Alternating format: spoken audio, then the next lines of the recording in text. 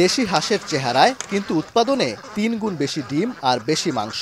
বাংলাদেশ কৃষি বিশ্ববিদ্যালয়ের গবেষকদের উদ্ভাবিত নতুন জাতের হাঁস বাউডাক এখন প্রান্তিক খামারিদের আশার আলো। দেখতে যেন দেশি হাঁসি, খাবার ও লালন পালন পদ্ধতিও একই, তবে পার্থক্য রয়েছে উৎপাদনে। প্রচলিত দেশি হাঁস যেখানে বছরে দেয় ৭০ থেকে ৮০টি ডিম, সেখানে বাউডাক দেয় ২২০ থেকে ২৩০টি ডিম।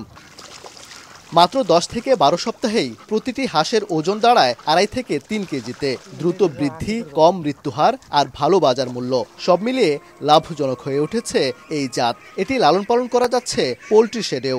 দেশি হাঁস এই ৬ মাসে পরে খান লাগে, আর এটা ৩ মাসে খায়ন যা। তো দেশি হাঁসের তুলনায় এগুলা অনেক বড় হয়, তারপরে এদের রোগ প্রতিরোধ ক্ষমতা বেশ ভালো। আর দেশি হাঁসের তুলনায় এগুলা ডিমও পারে বেশি, প্রায় ২০০ থেকে ২৫০টার মতো ডিম পারে।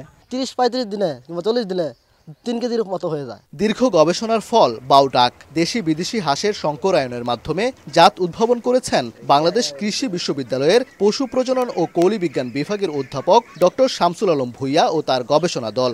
গবেষক জানান, বাংলাদেশের আবহাওয়া উপযোগী করে গড়া হয়েছে বাউডাক। রোগ প্রতিরোধ ক্ষমতা বেশি, উৎপাদনও ভালো। সারা দেশে ছড়িয়ে দিতে পারলে খামারিরা যেমন লাভবান হবে, তেমনি পূরণ হবে পুষ্টির চাহিদাও। প্রকল্পের মাধ্যমে সেটাকে উৎপাদন করা হচ্ছে। প্রকল্প শেষে আমাদের পরিকল্পনা হলো সরকারি হাঁসের খামারগুলোতে আমরা এর বাচ্চা দিয়ে দিব।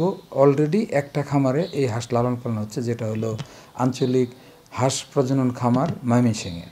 তাছাড়াও আমরা কেন্দ্রীয় হাঁস প্রজনন খামার আপনার নারায়ণগঞ্জ এবং আমরা এই খুলনার দিকে আরেকটা হাঁস প্রজনন খামার আছে, সেই খামারেও আমরা সেটাকে দিব, যাতে ভবিষ্যতে সেটাকে আরও ছড়িয়ে দেওয়া যায়। উৎপাদনে লাভজনক, বাজারে চাহিদা সম্পন্ন বাউডাক হতে পারে দেশের হাঁস খাতে নতুন সম্ভাবনার দুয়ার।